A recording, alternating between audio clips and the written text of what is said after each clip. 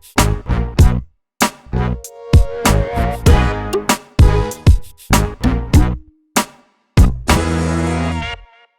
Charles já esteve, então, com a gente, né, no penúltimo módulo. Hoje nós estamos aqui encerrando o nosso curso de Educação Permanente, com o tema aí, né, mais voltado para os instrumentos e técnicas. Então, né, só para relembrar mais uma vez aí, talvez alguém que não pôde estar no último módulo, nosso facilitador de hoje então, é o Charles Toniolo, assistente social, doutor em serviço social, professor do Departamento de Fundamentos do Serviço Social da Escola de Serviço Social da UFRJ e autor do livro Profissões e Serviço Social, Surgimento e Regulamentação Ética no Brasil. Então, Charles, muito obrigado aí mais uma vez, né? Fique à vontade, a gente vai naquela mesma dinâmica aí de fazer uma linha de exposição e depois acho que vamos conseguir ainda um tempinho para conseguir trocar pelo menos uma rodada aí de perguntas, viu? Obrigado, querido, e tá com você aí. Valeu, obrigado, Cláudio. Bom, em primeiro lugar, boa noite a todo mundo, mais uma vez, mais uma semana, a gente aqui junto. Queria, mais uma vez, agradecer ao CRES de Minas Gerais, né, pelo convite, né, e dizer que o que a gente preparou, né, e combinou, primeiro combinou, né, mas depois eu preparei para apresentar hoje, pressupõe um pouco de algumas reflexões que nós já fizemos no módulo passado. Na verdade, pressupõe, né, um pouco todo o conteúdo que vocês tiveram ao longo desse curso, né, mas também, né, até por uma divisão didático-pedagógica, um pouco o que nós conversamos na semana passada. Tá? E aí hoje, né, como a gente havia combinado de falar, a gente vai falar sobre alguns dos instrumentos, né, mais utilizados pelo serviço social no cotidiano da prática profissional, né? E aí tem alguns pressupostos que eu acho importantes a gente sinalizar, né? O primeiro, resgatando um princípio que nós conversamos na semana passada, né, é de que o instrumento ele é sempre meio, né? Ele nunca é fim, né? O instrumento ele não tem fim em si mesmo. Ele é sempre meio para alguma coisa, né?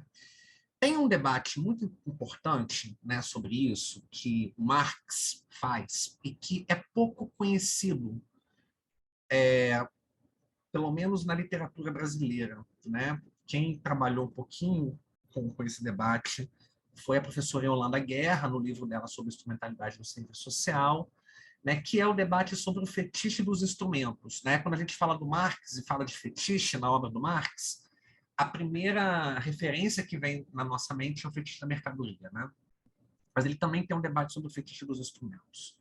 Né? De como na sociedade capitalista, né, com o processo de consolidação da propriedade privada dos meios de produção,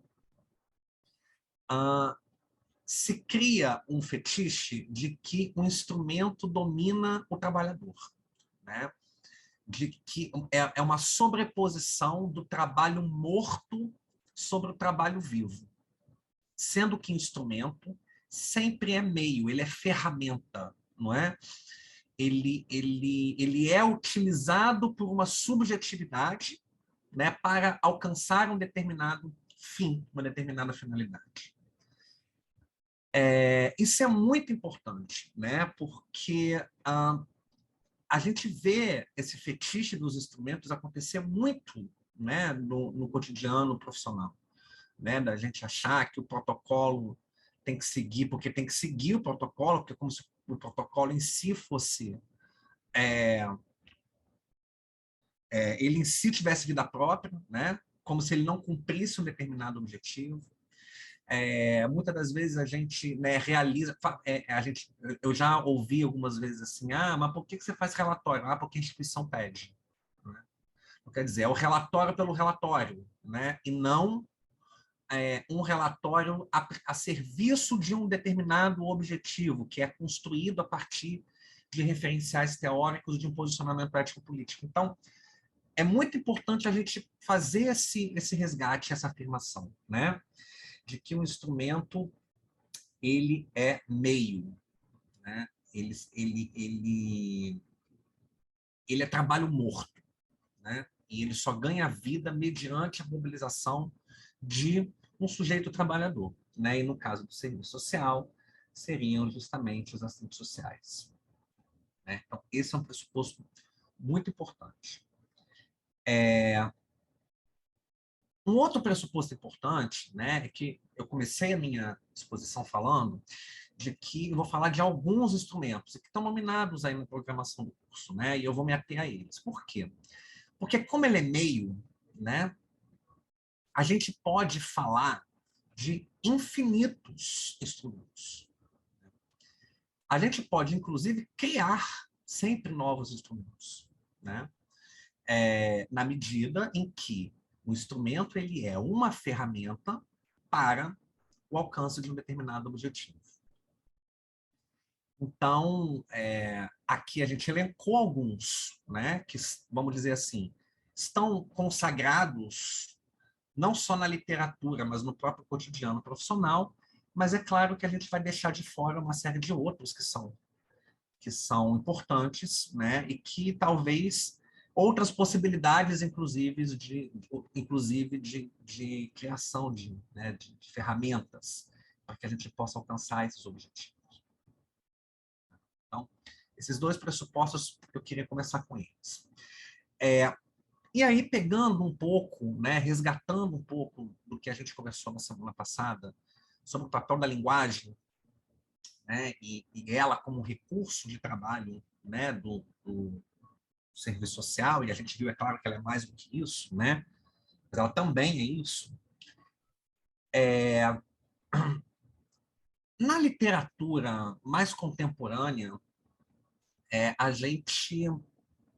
Uma literatura, vamos dizer assim, pouco pré-pandemia, eu vou falar disso mais adiante, a gente consolidou, né, ou vem tentando criar uma forma, ou tentou criar uma forma de classificação dos instrumentos, utilizando como referenciais formas de utilização da linguagem, né, ou formas de comunicação.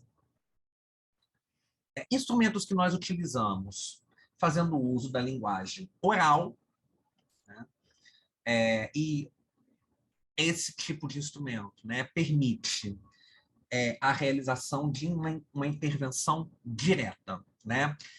E aí é o que alguns autores chamam de instrumentos diretos, ou resgatando uma terminologia ainda do serviço social americano, mas que de algum modo permite a gente fazer uma adaptação, né? Instrumentos face a face, né? São aqueles que se realizam num determinado... a sua implementação, a sua utilização está situada no tempo e no espaço, né? Ela acontece num determinado momento, num determinado local, por meio da utilização da linguagem oral. E os instrumentos, uma outra forma de classificar os instrumentos, né, seria pelo uso da linguagem escrita, né? E aí a gente teria os instrumentos de trabalho por escrito, e que permitem, né, a gente falou um pouquinho disso na semana passada, a produção de uma intervenção indireta, né, diferente dos instrumentos diretos. Então, por isso, alguns chamam de instrumentos indiretos. Por quê? Porque você registra, né, determinadas informações, e aquele registro permite que outros sujeitos, que são os leitores daqueles que vão ouvir aquilo, ler aquilo, desculpa, dos sujeitos que vão ler aquele registro, que vão ler aquele texto, promova as suas próprias intervenções, né? Então, o profissional ele continua intervindo, ainda que indiretamente, né? Mas esse é um tipo de classificação, e todo tipo de classificação, ele tem um quê de arbitrariedade, né? E ele deixa alguns buracos, né? Ele deixa algumas algumas contradições para trás, né? Porque, por exemplo, não é somente o que um outro sujeito lê de um texto produzido por um assistente social que permite uma intervenção direta, né? Por exemplo, a gente pode fazer uma reunião com uma equipe multiprofissional ou uma reunião com uma determinada instituição, não necessariamente registrar, mas utilizar a comunicação oral para fazer um determinado relato ou emitir uma determinada avaliação, e aquele relato, aquela avaliação, acabar resultando num tipo de intervenção desse sujeito que nos ouviu e que não necessariamente nos leu, né? Então, os instrumentos face a face também podem provocar intervenções indiretas, né? E é muito interessante, né, porque a gente está falando, né, eu tenho um material, né, de um artigo que eu escrevi há muitos anos atrás e que trabalha com essa classificação e que eu sempre costumo dizer que ele já está datado, né? Porque, por exemplo, neste momento exato, né, eu estou fazendo uma intervenção direta, né, não necessariamente face a face, porque nós não estamos no mesmo espaço, né? Eu estou fazendo uma fala utilizando a comunicação oral, né, para fazer o trabalho que eu estou desenvolvendo, e essa intervenção não tá situada no tempo e no espaço. Aí a gente teria que entrar num debate filosófico e geográfico, né, que está posto aí, que é a construção de espaço diante das novas tecnologias, né? Então, o que é o espaço virtual, enfim, né? Da mesma forma, né, eu estou vendo aqui uma palavrinha embaixo aqui do meu nome, aqui na tela aqui do meu Zoom, escrito recording, né? Ou seja, está gravando essa atividade. Ou seja, não é um registro escrito, mas este registro está acontecendo, né? E ele pode ser utilizado, e é a intenção, inclusive, dos organizadores do curso, ser utilizado para que outras pessoas, num outro momento e num outro espaço, tenham acesso a esse conteúdo, né? Então, preste atenção que essas formas de classificar os instrumentos, elas sempre são arbitrárias, porque a realidade ela é muito mais complexa, é muito mais dinâmica do que quaisquer formas de classificação que a gente tente impor, né? Que a gente tente imprimir a essas manifestações, né? Mas, de todo modo, né, a gente tem essa, vamos dizer assim, um pouco dessa metodologia, né, que ajuda a gente a pensar a utilização desses instrumentos no cotidiano do trabalho. Então, utilizando, né, ainda que eu já tenha apontado os limites, né, estruturais e históricos desse tipo de classificação, a gente pode, então, né, pensar no uso, na existência de alguns instrumentos a partir deste tipo de classificação que fala, né, sobretudo da utilização da linguagem oral e da linguagem escrita, né? E aí, pelo uso da linguagem oral, né, a gente teria os instrumentos diretos. E aí eu acho importante, né, porque quando a gente está falando em instrumento direto, a gente está falando de instrumento face a face, a gente está falando que necessariamente o profissional, ao mobilizar esses instrumentos, ele está fazendo isso na interação com outro sujeito, ou outros sujeitos, né? Pode ser no singular ou pode ser no plural. Isso é muito importante, né? Porque quando a gente está falando, né, desse tipo de interação entre o profissional e o outro sujeito, nós estamos falando de dois sujeitos. Nós não estamos falando de dois sujeitos no mínimo, né? Nós não estamos falando apenas de um sujeito, né? Eu acho sempre importante a gente fazer esse registro, né? porque todo instrumento direto que, enfim, possibilita uma interação do profissional com um outro sujeito, ele pressupõe, né, que o profissional observe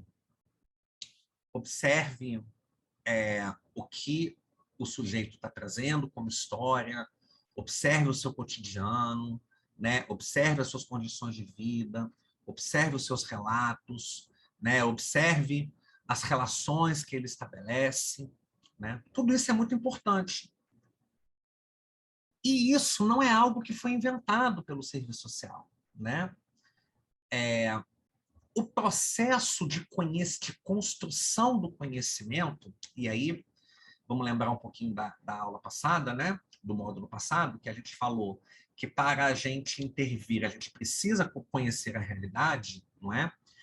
Para produzir o conhecimento, a gente precisa ter um quê de pesquisador, né? A gente precisa ter um quê de querer saber. E esse debate da observação, né? Ele é um debate que já foi objeto de muitas reflexões no campo das ciências humanas, né?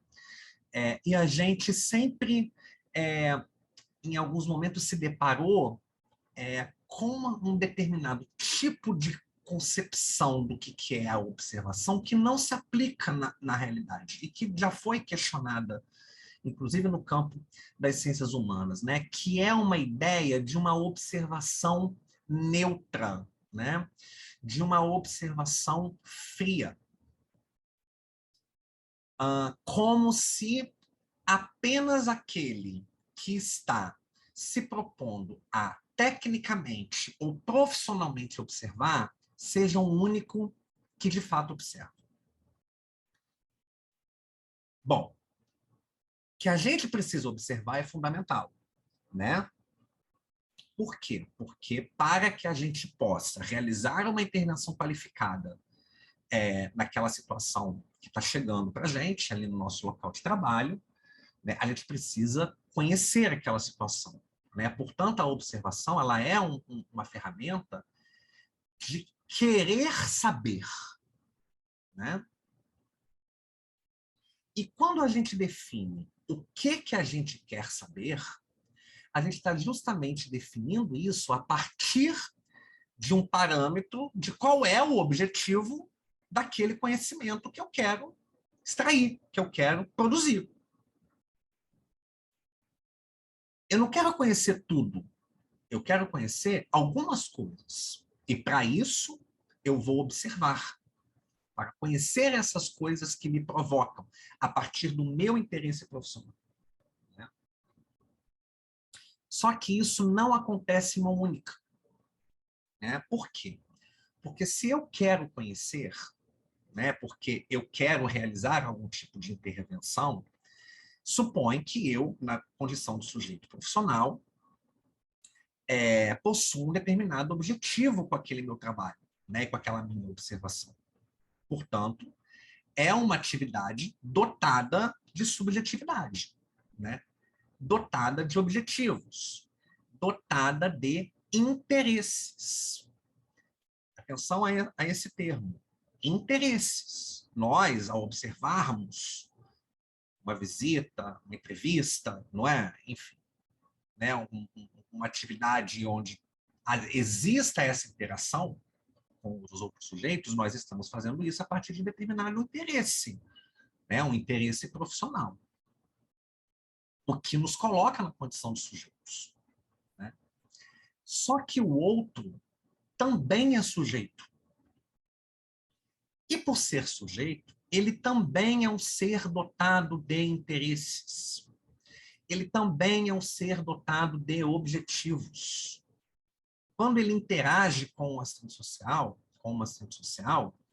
ele interage também querendo alguma coisa, né? Ainda que essa coisa seja se livrar do assistente social. O que acontece em muitos locais de trabalho. Ou se livrar da instituição pelo qual o assistente social trabalha.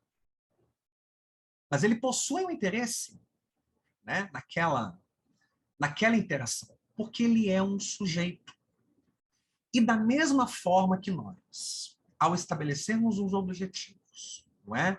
Vamos observar, e a partir da nossa observação, vamos fazendo as nossas intervenções, o outro também o faz.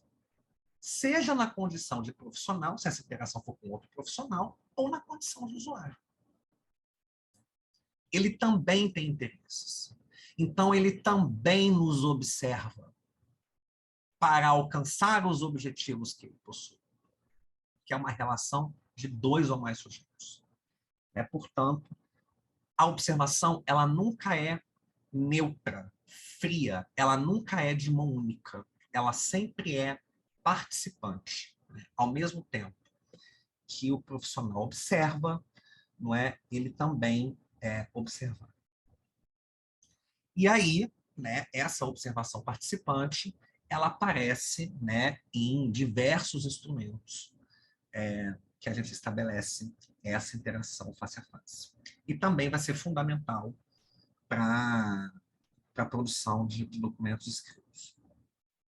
Por exemplo, ela aparece quando a gente realiza uma entrevista, né? Às vezes, tem uma expectativa, eu pelo menos penso assim, né? De uma definição muito rebuscada, né, do que é uma entrevista, né? Para que a gente possa, então, fazer uma boa entrevista, a gente precisa de, né, uma definição absolutamente complexa. Eu acho que a gente vai ter uma determinada complexidade em definir entrevista, dependendo de como a gente conduz o trabalho, né? Mas, às vezes, o simples nos ajuda mais do que o complexo em determinadas situações. Quando as pessoas costumam perguntar, mas o que é uma entrevista? Eu falei, a entrevista é, antes de tudo, um diálogo. Ela é um diálogo entre 2 sujeitos, ou mais, entre 2 ou mais sujeitos, porque a entrevista ela não necessariamente é individual, né? Ela também pode ser uma entrevista coletiva, né? E ela é um diálogo que permite com que o profissional faça 2 coisas. Primeiro, colete informações sobre aquilo que ele quer saber. Então, o movimento de querer saber, né? Ele tem que estar na frente, né? Porque ele colete informações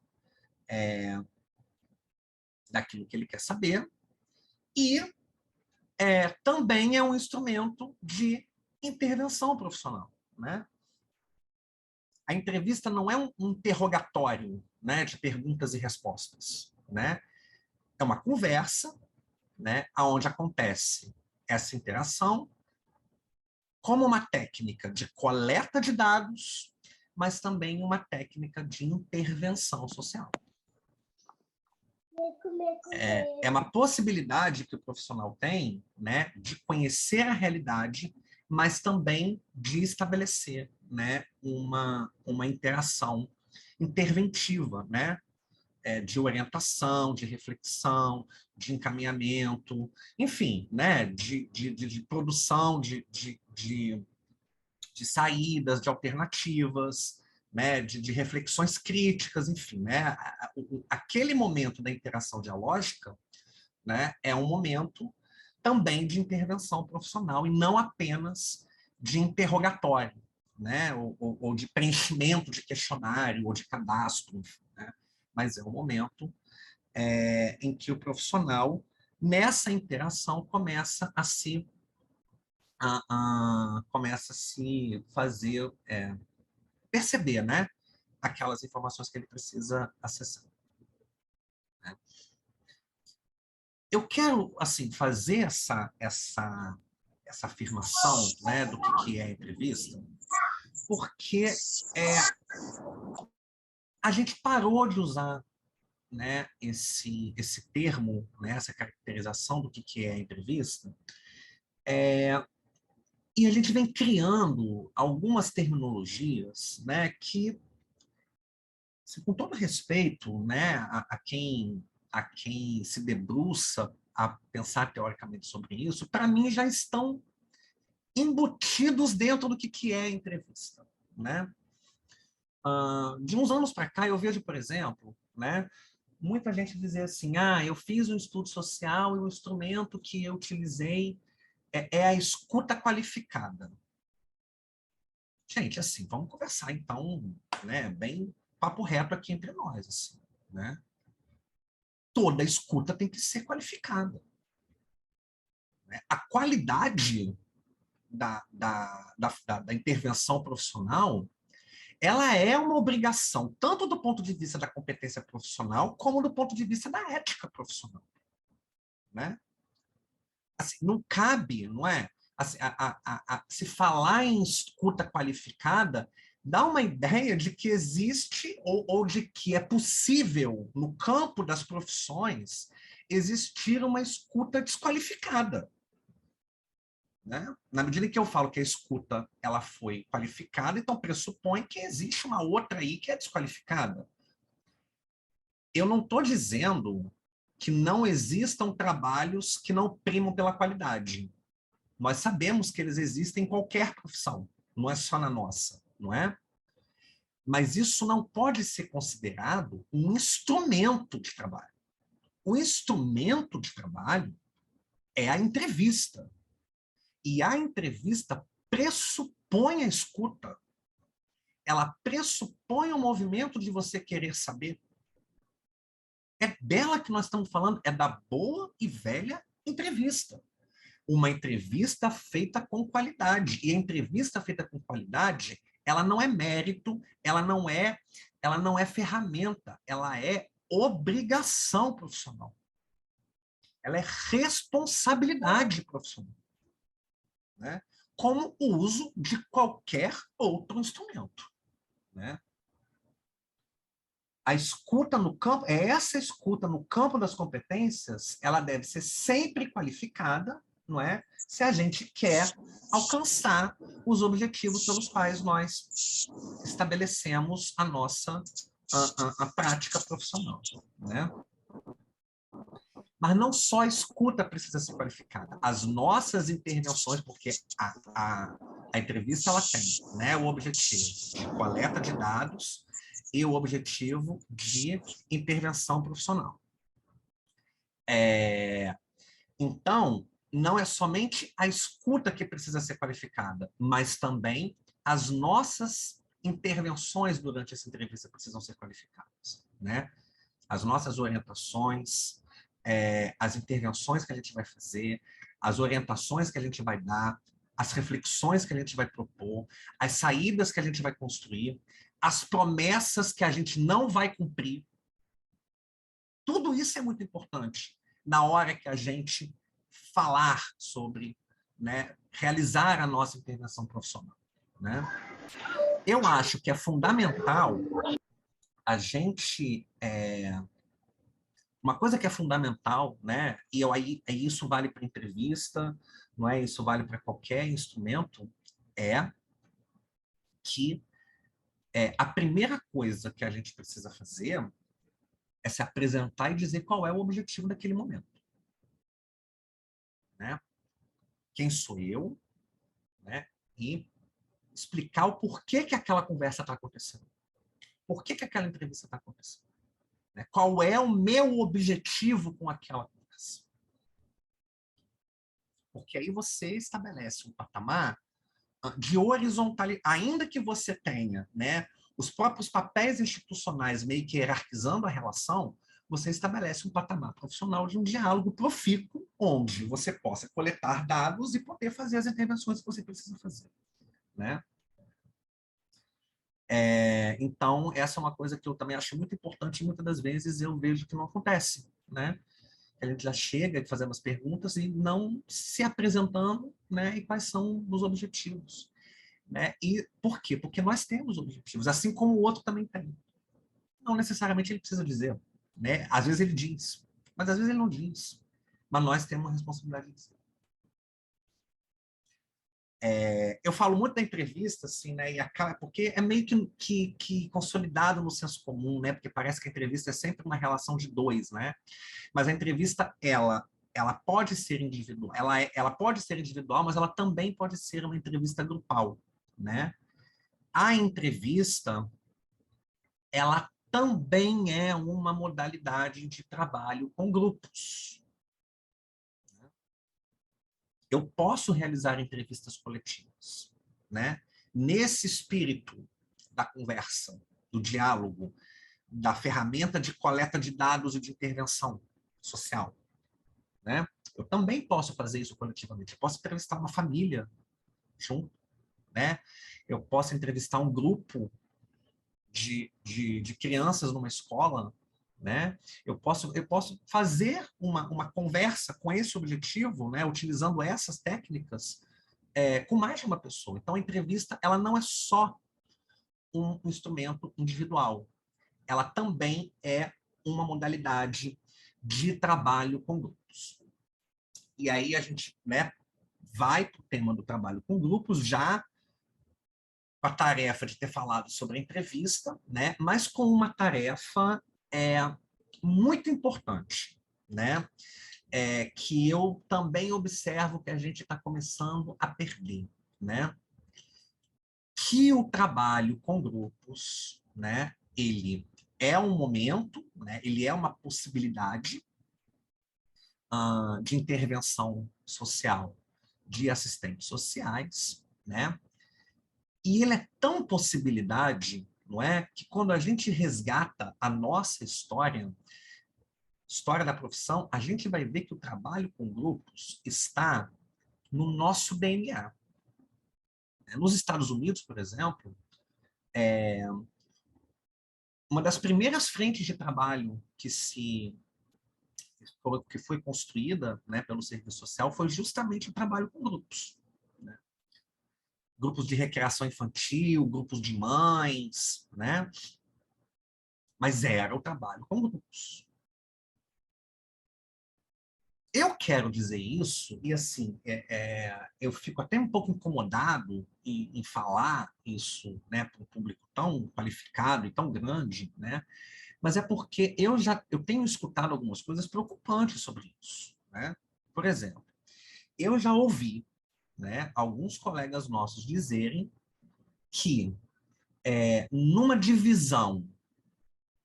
suposta divisão interprofissional do trabalho dentro de determinado serviço, os assistentes sociais ficam atendendo individualmente, enquanto os grupos são tarefa dos psicólogos. Trabalho com grupos.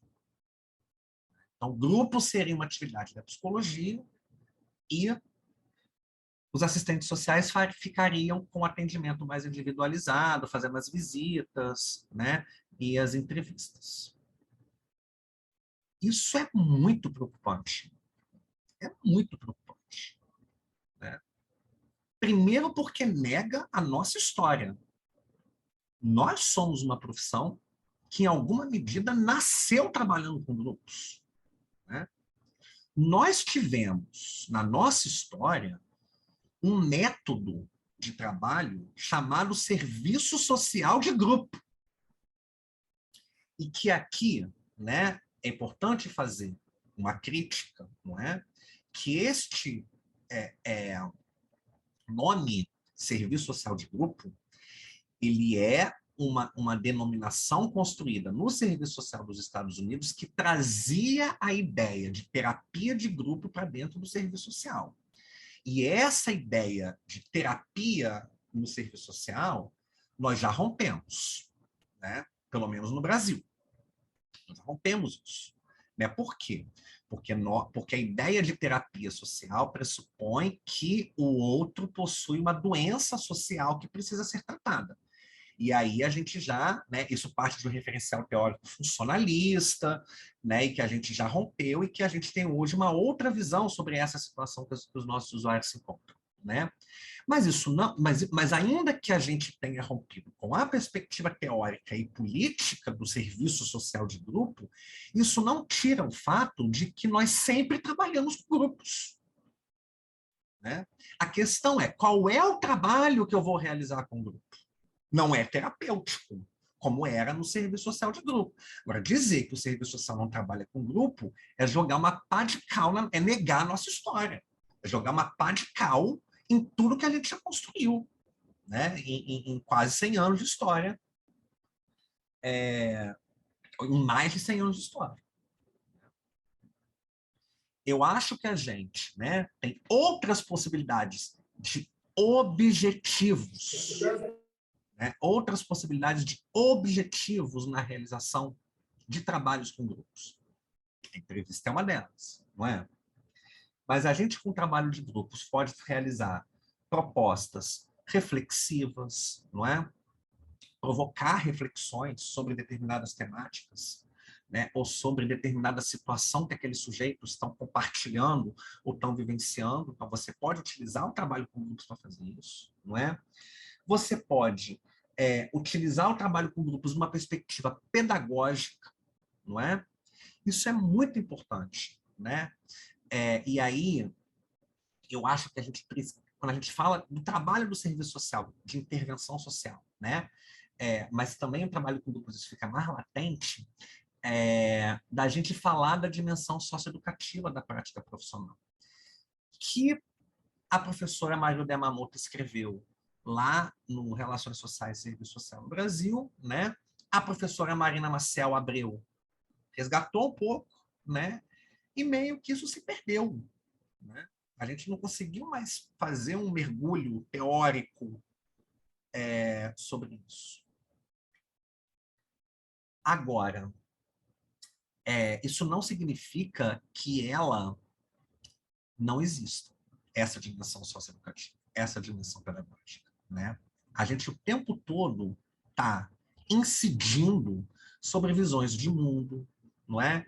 Sobre modos de ser e modos de viver das pessoas que a gente atende e das pessoas com quem a gente trabalha, né?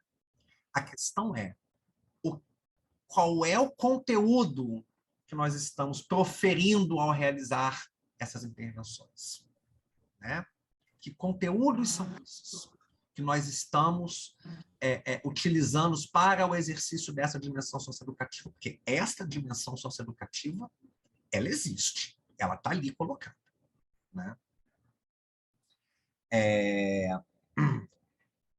Então, a gente pode utilizar o trabalho de grupos também como uma ferramenta pedagógica, né? De potencializar essa dimensão socioeducativa que faz parte da prática profissional, né? E também de operacionalizar, né, ações, enfim, né, operacionalizar atividades, operacionalizar iniciativas coletivas daqueles sujeitos com os quais nós estamos trabalhando em grupo, né? O grupo permite, né, uma coletivização das demandas.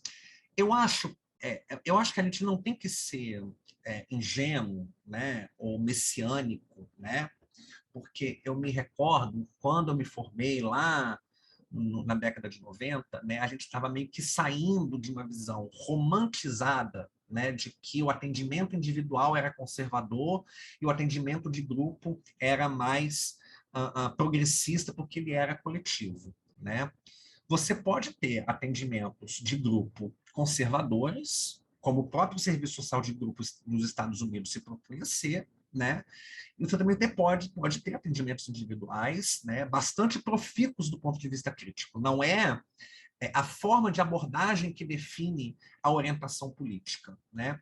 De todo modo, o trabalho com grupos ele permite um nível de coletivização da demanda de modo a que os sujeitos com os quais nós estamos trabalhando não se sintam sozinhos, né?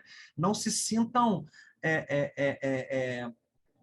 entendam que suas questões, suas dores, suas necessidades, né, suas histórias, elas encontram eco em outras dores, outras necessidades e outras histórias, e você pode produzir uma reflexão e ações coletivas com relação a isso.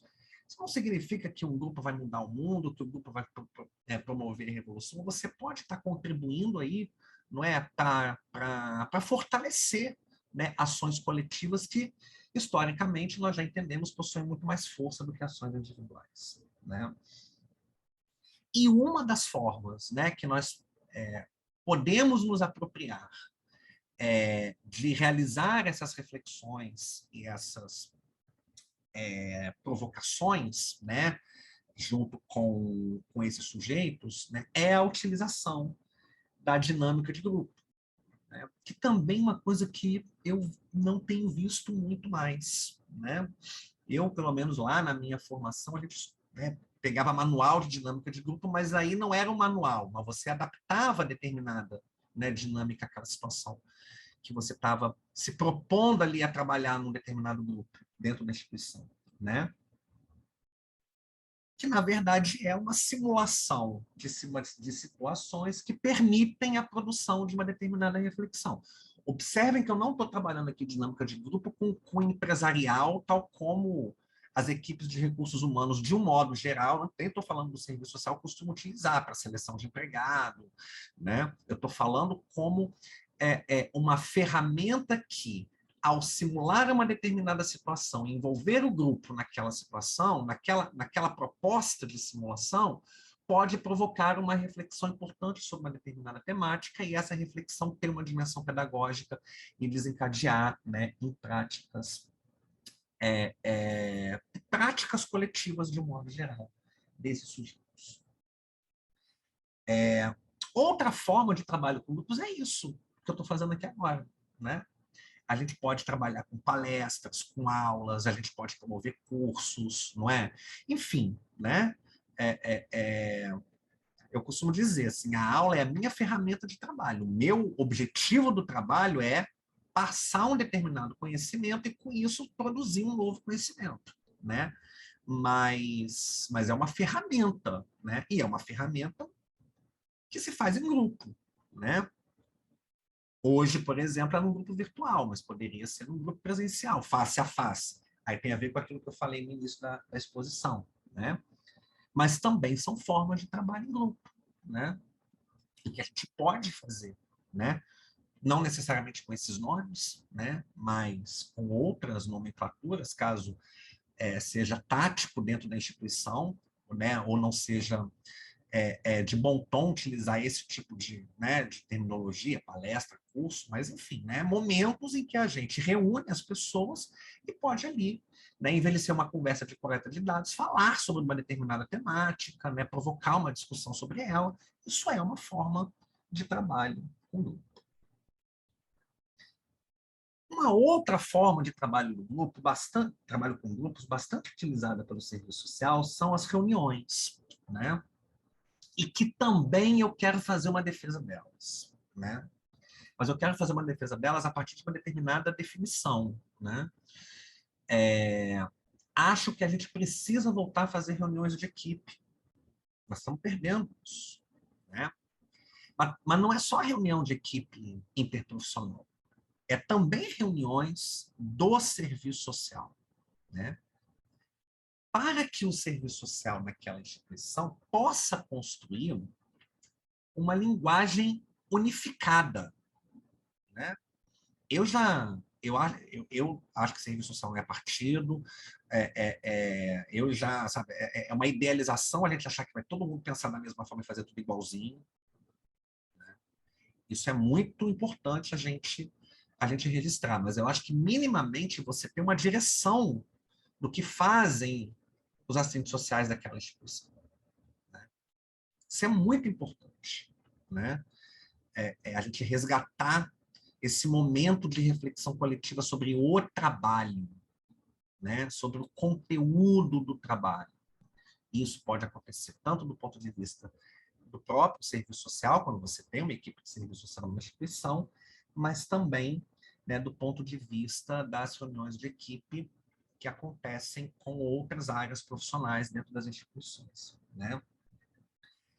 Que ajudam aí a qualificar o trabalho, né? Eu costumo dizer que a gente não pode fazer reunião só para definir escala de férias e plantão semanal, né? Para resolver problema administrativo, né? A gente precisa voltar a fazer reunião de equipe para discutir o trabalho, né? Porque isso ajuda a qualificar o trabalho, a aprimorar o trabalho, a identificar os problemas, né? A identificar os conflitos, né? Os nós identificar as disputas que estão colocadas em torno desses conteúdos, porque isso nos ilumina para que a gente possa qualificar a nossa intervenção profissional, né? E aí, né, a reunião é um espaço coletivo de reflexão, mas ela também é e pode ser um espaço coletivo de tomada de decisão e de tomada de decisão coletiva.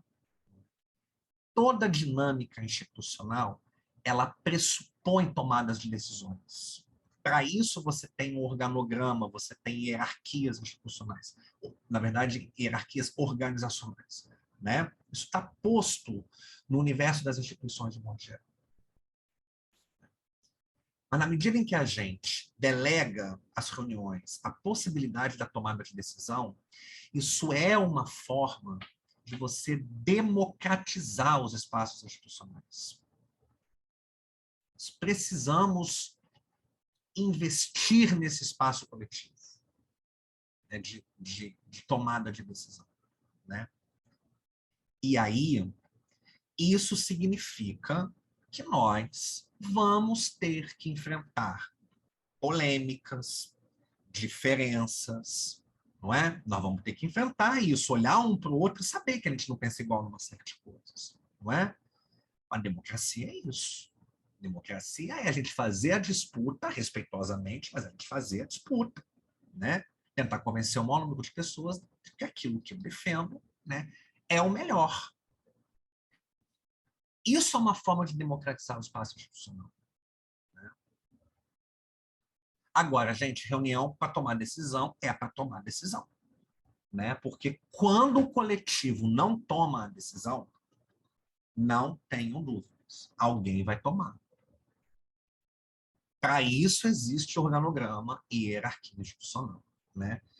Eu costumo brincar que reunião, né, a gente não pode ficar fazendo reunião cuja única deliberação é marcar a próxima reunião. A reunião, ela precisa tomar decisões. Ainda que aquele debate que aconteceu ali, né, ainda não se vê a maturidade do grupo de tomar uma determinada decisão, mas aquela decisão tem que ser tomada em algum momento. Então se marca uma outra, não é para todo mundo ter tempo de pensar, de digerir, fazer as articulações necessárias, mas ela precisa acontecer para que a decisão seja tomada coletivamente. Porque se ela não for tomada coletivamente, ela será tomada institucionalmente. E aí pode ser, inclusive, a revelia do que poderia ter sido o resultado de uma decisão coletiva.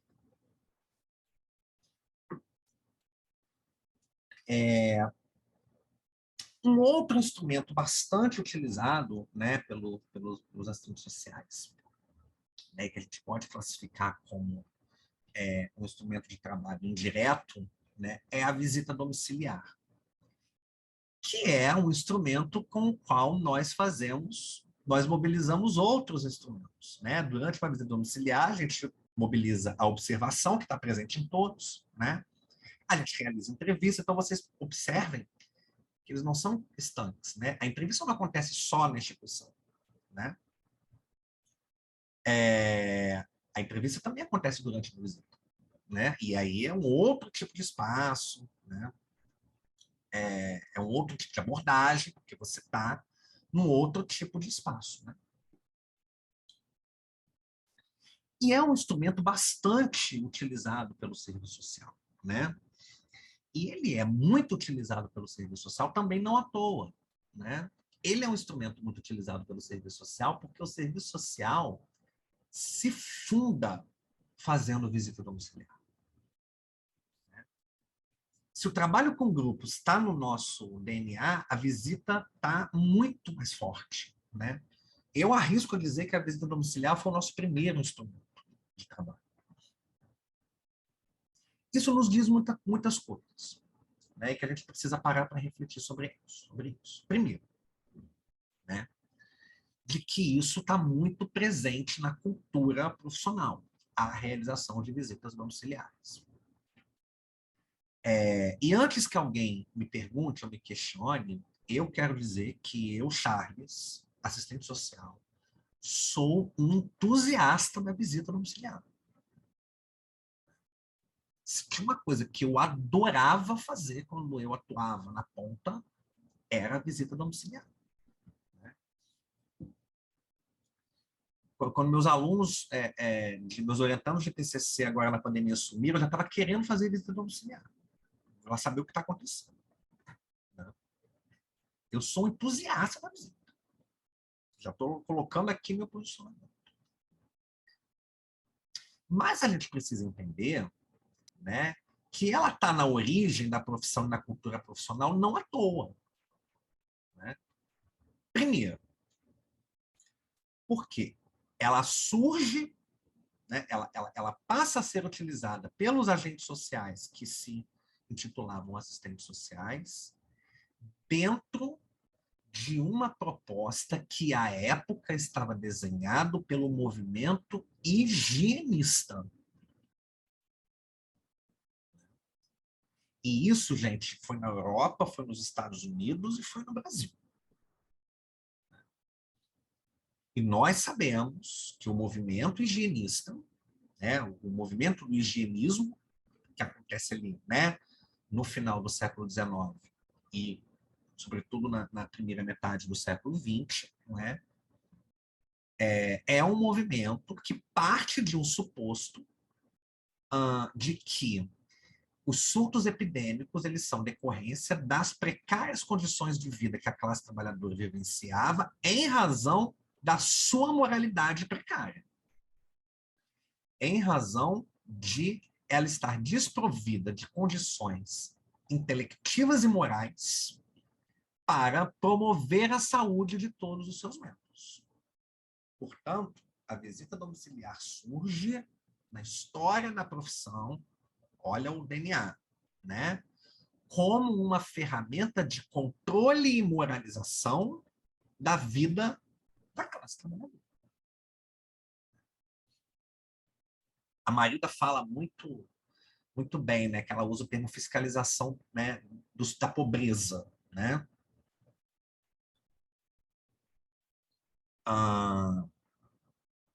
Então, é esse o papel que a visita domiciliar tatuou na nossa pele.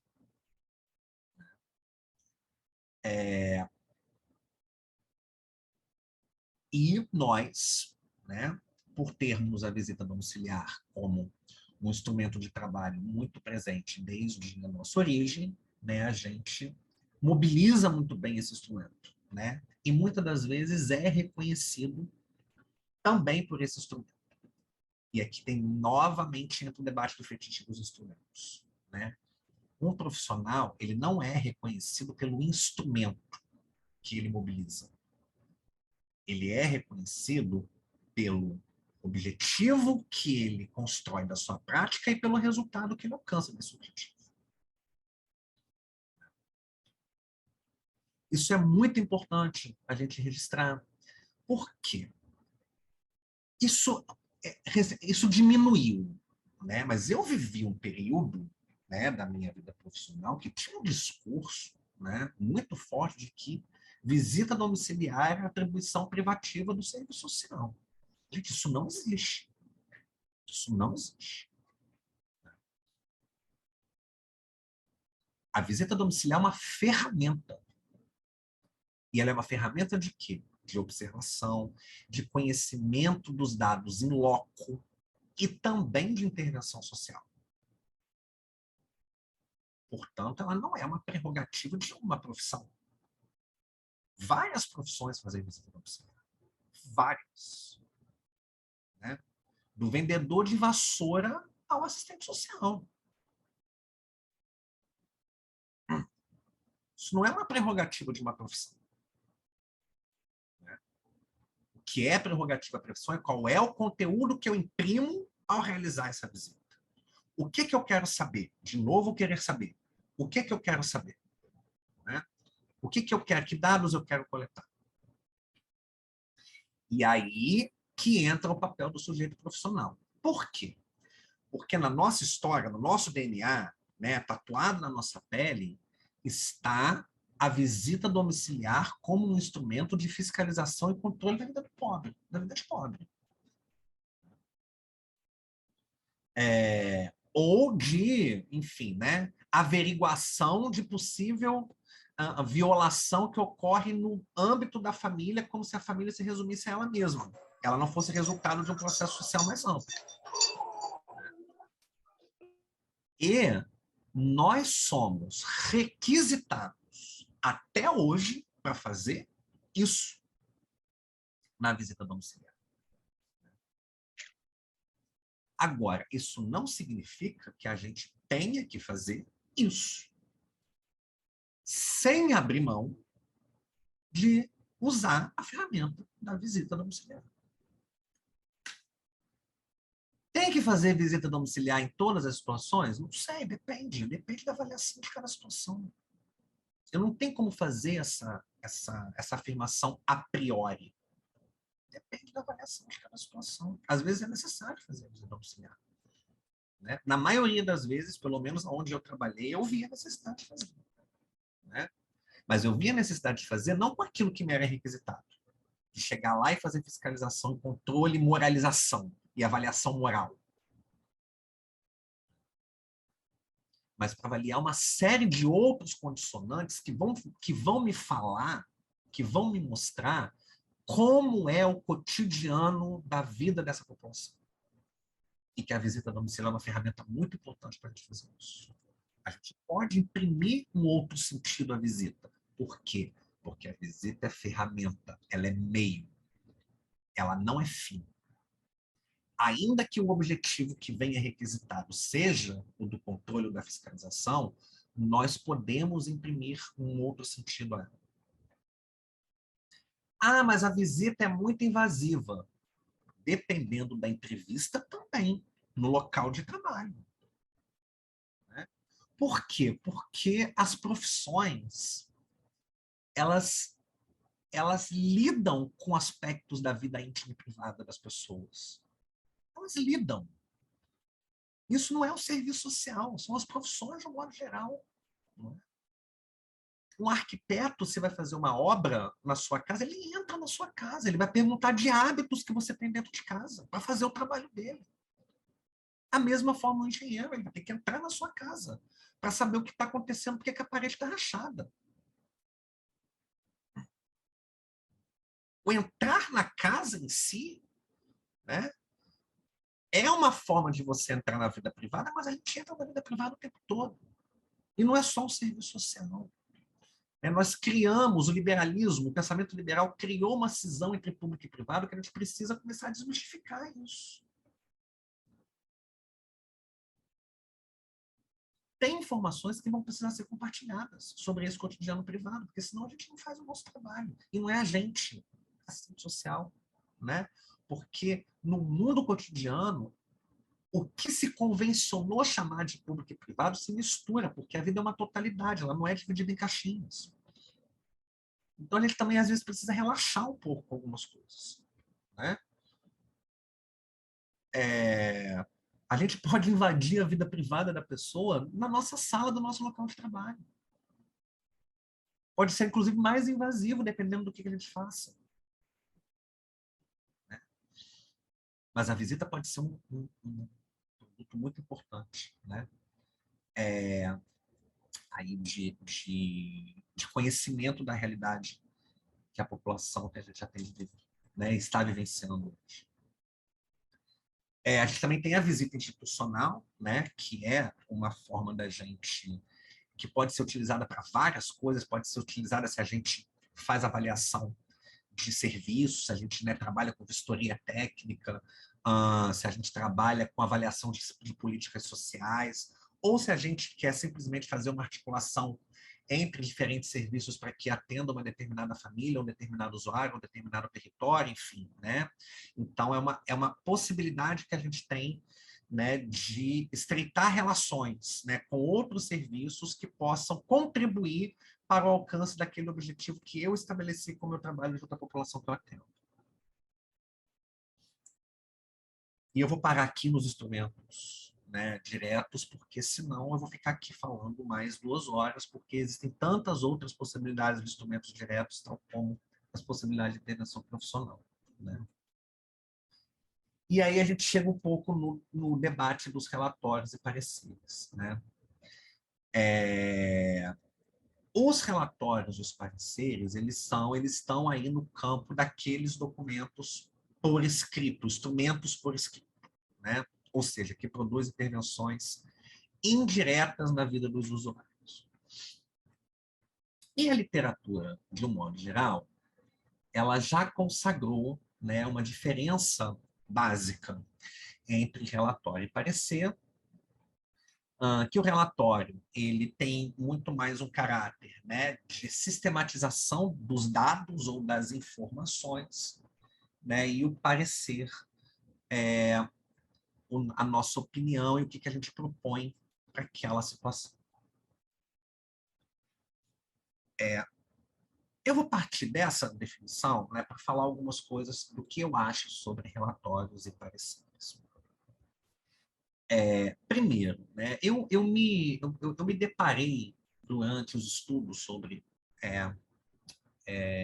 documentos técnicos, um debate muito interessante sobre teoria da literatura, que é um debate do Lukács, né, do Jorge Lukács, que estava analisando produções literárias, né, ou seja, estava fazendo uma reflexão estética, né, sobre arte, a arte literária, né, e ele vai fazer uma reflexão sobre a diferença entre narração e descrição, que eu acho muito interessante, que nos ajuda muito quando a gente vai discutir produção de relatórios e pareceres, ou seja, produção de documentos escritos pelo serviço social, pelos agentes sociais, né? Ele vai dizer o seguinte, que você pode utilizar desses dois estilos, vamos colocar assim, né? O estilo da narração e o estilo da descrição, mas eles vão produzir resultados diferentes, né? A descrição, né, ela acaba se tornando um monte de informação jogada. É um amontoado de informações, né? É um amontoado de dados, né, que são registrados por escrito fora do contexto. Quando você só descreve, você descontextualiza a informação, que é o que ele propõe, né, o que ele propõe, o que ele defende, que é o papel da narração, né? Quando você narra, você possibilita uma melhor contextualização daquelas informações que você produziu. Mas ainda que você tenha, né, uma forma descritiva ou narrativa, né, a sistematização das informações ela não é o suficiente para a gente estar falando de um trabalho técnico profissional, tal como é o trabalho do serviço social. E aqui eu quero chamar a atenção para a nossa responsabilidade, né? Dizer o seguinte. Acho que eu falei isso na aula passada, mas eu vou repetir hoje. Se é para você coletar informações e sistematizar essas informações num documento, né, você não necessariamente precisa fazer um curso de graduação de 4, 5 anos. Você treina bem alguém que tenha um bom português, né, que saiba ler, que saiba escrever. E aí, você produz isso, né, produz esse documento. O que diferencia, não é, um profissional de nível técnico tal como o serviço social? É o que ele tem a dizer sobre aquela situação. É para isso que a gente se forma. A gente se forma para ir lá fazer a visita, fazer relatório descritivo, bater foto, como a gente conversou na semana passada, né? A gente pode fazer, colocar as informações no documento, pode até bater foto, não é? Mas o que importa é o que a gente pensa daquilo. Não é? Por quê? Porque o que a gente pensa, e isso tem impactos, né? Tanto para a gente como para o usuário, né?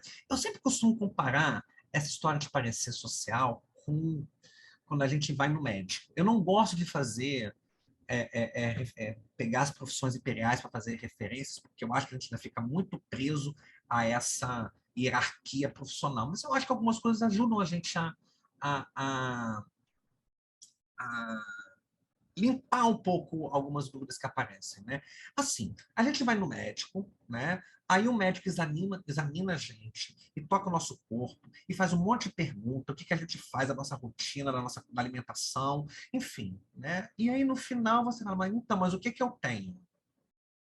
Aí ele vira e fala para você, eu não posso dizer não porque tô com dúvida, eu tô com medo de errar.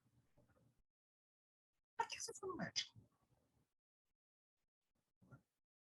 Ele é um profissional que está preparado ou deveria estar preparado para justamente pegar aquelas informações, né, e emitir uma opinião profissional, técnica profissional a partir dela, a partir dessas informações. O mesmo vale para nós, que aí não é diagnóstico, é parecer. Que diagnóstico tem a ver com a ideia de doença, que remete ao serviço sul-americano, enfim, a gente já falou disso na semana passada, né? Mas que é parecer, mas que é opinião. O que eu tenho a dizer sobre isso? E eu tenho a dizer sobre isso. Eu passei 4 ou 5 anos da minha vida estudando como a sociedade se estrutura, como o movimento da realidade acontece. Para quê? Para justamente poder construir explicações, né, construir avaliações pautadas no concreto, pautadas na realidade, sobre aquelas situações que chegam para a gente. Quando eu deixo de emitir uma avaliação, porque essa avaliação nós sempre temos, porque nós somos sujeitos. O parecer, ele não é um papel ou um documento do Word. O parecer, ele está aqui, ele é uma produção intelectual. Nós sempre temos um parecer. A questão é se a gente expressa esse parecer num documento escrito ou não. Não é? Porque ao expressar num documento escrito, nós estamos construindo a nossa narrativa e a nossa avaliação sobre o que o usuário trouxe para a gente. Então, aqui, a gente diferencia... Tem muitas diferenças aí para pensar de relatório parecido, não é? Se é para repetir o que o usuário falou, desculpa, gente, não precisa de um profissional de nível superior. Você pede para ele escrever. Ou se ele não souber escrever, você grava o que ele falar e você reproduz. Agora tem recurso para isso. Recurso tecnológico para isso. O documento, eu costumo dizer que para isso serve número, carimbo e número de crédito. O documento, ele é a narrativa do profissional. Ele não é a narrativa do usuário. A narrativa do usuário ele fez para você. Você está interpretando, à luz de referenciais teóricos, aquilo que o usuário trouxe. Isto é parecer. Gente, é isso que o mundo do trabalho espera de nós. Que a gente se posicione diante das coisas.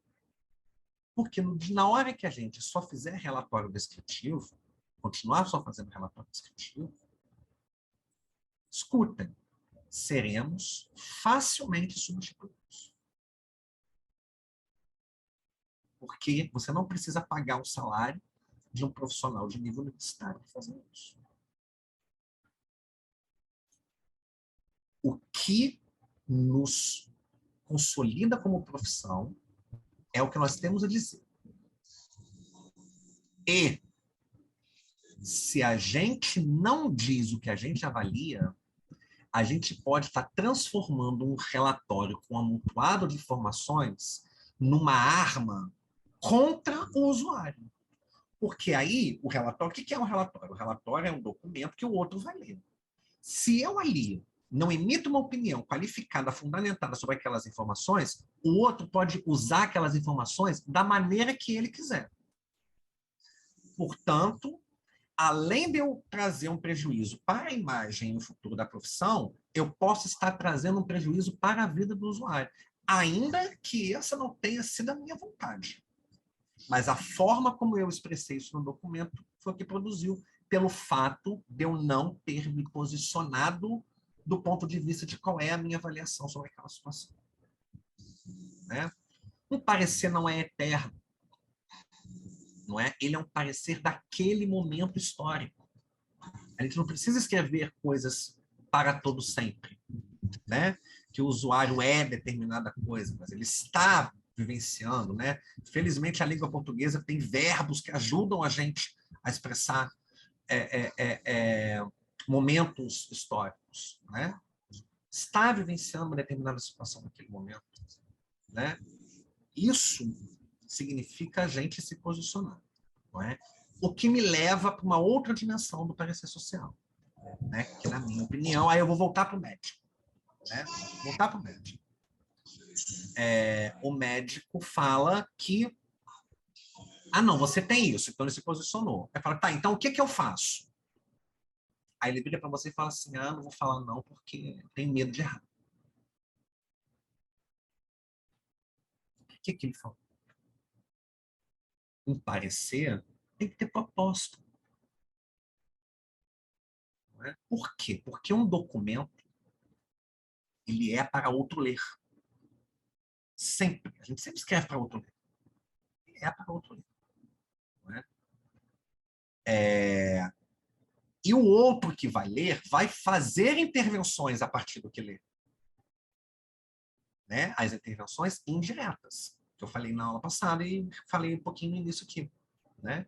Ele também vai tomar iniciativas a partir do que ele lê. Quando eu sei na minha cabeça, que o outro pode fazer, não é? Para alcançar o objetivo que eu me proponho com o meu trabalho, não é? Que é o de ampliar e facilitar a viabilização do acesso a direitos, né, diante desse cenário caótico que nós estamos vivendo. Se eu deixo de fazer isso, gente, eu estou me omitindo diante de uma possibilidade que eu sei que é possível, mas que eu não falei porque eu não quis me posicionar. Né? E quando eu não me posiciono, eu posso fortalecer um outro tipo de posicionamento, com uma direção ética e política completamente diferente daquela que a gente se propõe a defender. Né? O fato de eu fazer a proposta, fazer as sugestões, não significa que o outro vai fazer aquilo que eu sugeri. Né? A decisão do outro é do outro. E a responsabilidade é do outro. Agora, quando eu não faço nenhuma sugestão, aí a responsabilidade pelo que o outro faz também passa a ser minha. Também passa a ser minha por omissão, porque eu não disputei os encaminhamentos. Porque é disso que nós estamos falando, gente. Nós estamos falando de disputa política. É isso que está em jogo quando a gente escreve um relatório. Não é? É de disputa, e disputa requer fundamentação, requer posicionamento, requer proposição, não é? Requer querer convencer o outro, sim, que o que você está propondo é o melhor ser feito. Isso não é vergonha, não. Isso é responsabilidade. E que isso está no campo da nossa avaliação. Né? Que se manifesta documentalmente num documento comumente chamado parecer social. Gente, ninguém me avisou do tempo. Eu fui falando. Eu acho que o que eu tinha preparado para a exposição era isso. Passou 10 minutos, Charles, mas a gente acha que nós estávamos aqui todos e todas vidrados, anotando, atentos, comentando, que acho que nós não perdemos com isso, não. Bom, gente, muito obrigado, Charles, novamente. Acho que aqui pelo chat a gente vai vendo aí, né, excelente contribuição desse último módulo. Agradecer aí a paciência de todos. Esperamos encontrar aí pelas comissões do CRES, que acontecem mensalmente as reuniões, né, de saúde, educação, previdência, assistência, tem as reuniões mensais, onde é um ótimo espaço de troca. As gravações, assim que a comunicação acabar de preparar os vídeos, serão todas disponibilizadas no YouTube. A gente vai mandar o e-mail informando com o link de todos os vídeos, assim também como os certificados. Então, quem chega aqui, né, até o fim desse curso de educação permanente, esperamos aí encontrá-las, né, encontrá-los nos próximos eventos e cursos do CRES.